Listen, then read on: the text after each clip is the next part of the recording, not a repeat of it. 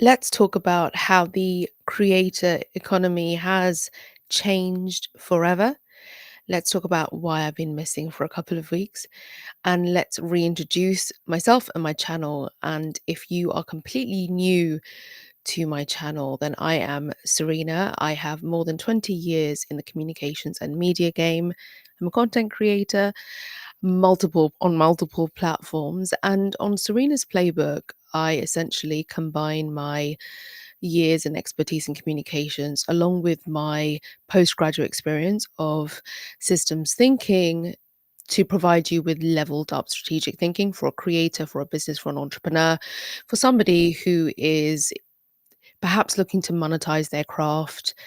There are multiple audience segments here. So I'm going to try and make this as value packed as possible. So let's talk about why I think the economy for the creators is now completely changed and completely shifted. And it's probably the reason why I will change my pattern of content publishing. So I've been away because I've had a couple of weeks where I just needed to reflect. I was sick a little bit, got over the summer holidays. You know what it's like. If you're a single parent and you are working throughout the summer holidays and your kids at home, then yeah, it's going to be challenging. Add neurodivergence and complex needs to the mix, myself and my teenager. And then, just sort of trying to get back into the work rhythm and sort of starting the GCSE years for my kids. And GCSE, for those who are not from the UK, it's like the final sort of two laps, if you like, the 2 years of high school. But high school for us in the UK, they're around the age of 14, 15, 16. And then they go on to do A levels, which is like a couple of years or something uh, like a qualification, a pre-university qualification, or they might decide just to go ahead and work, do an apprenticeship. The options are massive. But for now, the GCSE hurdle, goodness me, and we. If you followed me on my multiple channels, then you know what my ideas are about the education system and how it needs a lot of work. That's a separate conversation. But the creator economy and our mindset needs a lot of work. And the reason why I feel that we all need to become much less complacent is because, our feeds are looking different on every platform. And the algorithm, yes, picks up on our pattern of viewing and will therefore show us more of that. And some platforms are more generous with us than others. And by generosity, I mean some platforms care about what we want to watch and will continually show us on repeat the stuff that we've enjoyed watching, and that's great. But you might be following or subscribed to multiple creators and you're not getting to see any of that content, which is a real shame.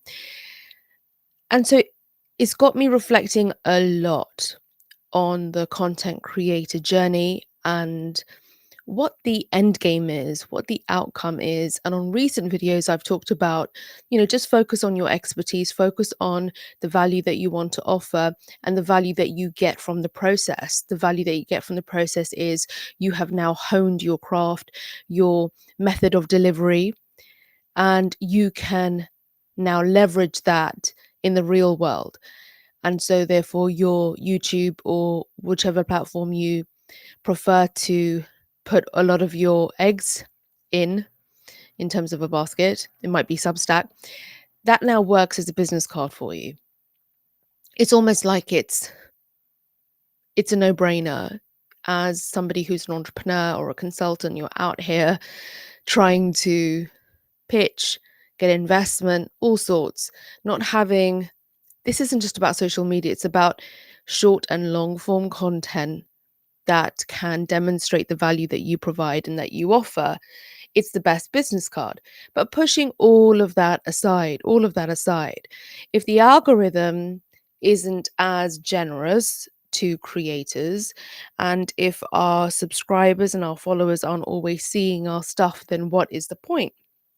Why does it why does it feel like every piece of content is now like publishing a new book all over again, unless you're on it every week or every few days?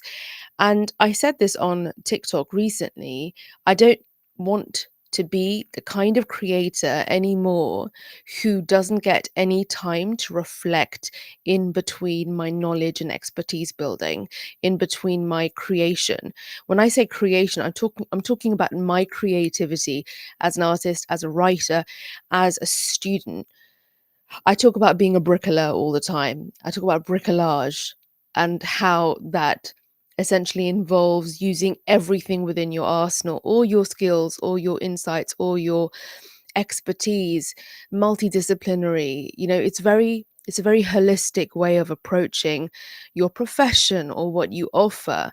And so I have multiple skills, multiple areas of expertise, and I like to draw from all of them, but all of them require and deserve space to be, and for me to be in them, to immerse myself in them, to really feel my way through a process, whether it's my MSc in systems thinking and the sort of final leg I'm on right now for the research, and really being able to spend time on the material, on the research, on the sort of in between knowledge consumption where you get to reflect and integrate that process so that you're not just constantly spitting information and data.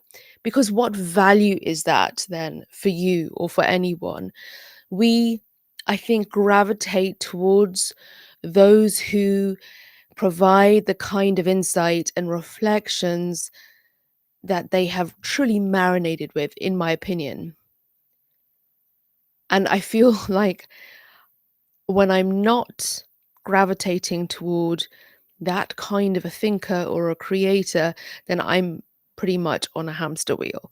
And I'm then seeking out the kind of content that gives you a new Instagram strategy every week or every month. As soon as something changes, they are there to provide you with a new strategy. And we need those as well.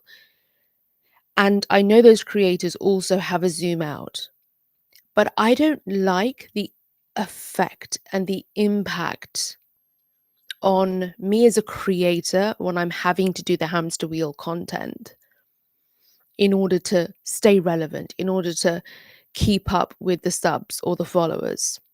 And so, for a long time, almost a decade of trying to do this content thing and realizing that, oh, it's not because I didn't have the discipline to be consistent, it's because my value system is very much on cultivating the knowledge, the experience, the value that I want to offer. And any time and every time I have ended up on the mic wanting to share, I feel like a language model, like an algorithm, like a robot, where I'm just spitting things out. And I could do that endlessly and perfectly coming from the world of public relations. I'm a chartered public relations practitioner. And I've had more than 20 years experience in publicity, marketing, press office, strategic communications. I can figure out a really good sales pitch and I could just repeat that over and over. But there's something lacking there. And that's why I have noticed that there is a trend, which is a wonderful trend, of the meaning economy. I have not coined this term. So rather than sort of just the creator economy, it's the meaning economy. It's the economy of creators who are offering and swimming in this sort of pool of meaning where you're getting a lot more substance from that content and from that creator's perspective and view. And I really like that. I really like that. I want more of that. I want more of that sort of separation from all the entertainment and the noise. And there is so much noise. As you know, I also have a weekly show, which actually I haven't put out because I was unwell. and it's called, my channel's called Serena Syed, and I talk about media and politics. And I haven't wanted, I mean, it was partly the sickness, but I believe everything is connected, right? So I haven't wanted to do this next episode because my wonderful research assistant did some work for me on immigration, and it's time for me to do this sort of, here are the facts, this is what the real picture is, and let's be real about it, and let's inform ourselves. And I haven't wanted to do it because it feels like a very heavy topic, and there is so much going on in the media and politics landscape, and it is very noisy, and we all need a break from it. Even if you are a creator, you need a break from the consumption, because of course you are consuming as well. You are also watching your faves, your preferred content creator or podcaster. You are tuning in, and a lot of it now is littered with everything going on in the world, which makes sense because, like I said, everything is connected. So how do you then become this creator in the meaning economy? I think you've got to do the work of, you've got to come offline and have some space in between all of this uploading and all of this producing. By the way, I love producing and uploading content. I love publishing it. I still get a kick from it. And ever since I was 13, 14, and I started to play around with my, actually, it was off limits, but I used it anyway. So my dad's VHS camera, and I used to just prop it up and talk to the camera, and sort of figured out things like mic and sound. And it was a very basic VHS camera, but I absolutely adored the process of documenting something and then watching it back and then hating it, deleting it. Well, you'd have to just record over a VHS tape. And so I do adore this process of publishing. I'm right now in the middle of writing something that I'm looking to publish. I'll let you know. It will always be on my personal channel, which is Serena Syed Hussain, so you can check that out. All the links are provided. And so I know that I still like this stuff. I still like this upload thing, but I want it to be much more meaningful.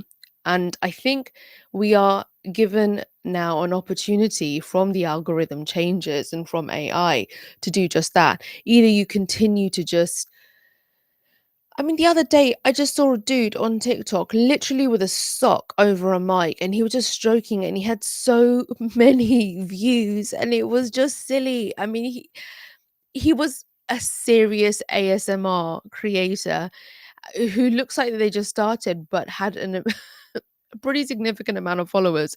And he just had a sock over his mic. And it's just, I had a real chuckle at that. I had a real chuckle at that. It was sending me, but there will always be that. We will always have that. Do you want to be the dude with the sock on the mic, right? Or do you want to put something truly on wax, or as in make it more permanent and have some time and get some value from it? This isn't just about legacy. It's not just about um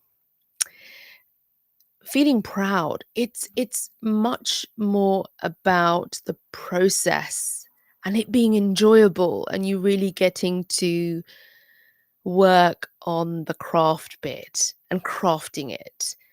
And so I think that's why I know my pattern of content publishing will change. And this isn't just about quality over quantity, actually. What it is much more about is providing the kind of substance and connection, whether it's frequent or not, but providing something that has a lot more substance and a lot more connection. Does it even matter if it's on the same day every week? No, it doesn't, because we all tend to seek out the creator's content. I don't know about those sort of uploading scheduling anymore. You let me know if you think you still need to abide by it, because I don't. I don't think we do. So I know that there is a shift happening. I'm happy for the shift. I'm happy for my state of mind to get this shift. And I welcome you. I invite you to perhaps consider doing the same. Let me know your thoughts in the comments. It's so wonderful to have you here, have your time and attention. Welcome new subs.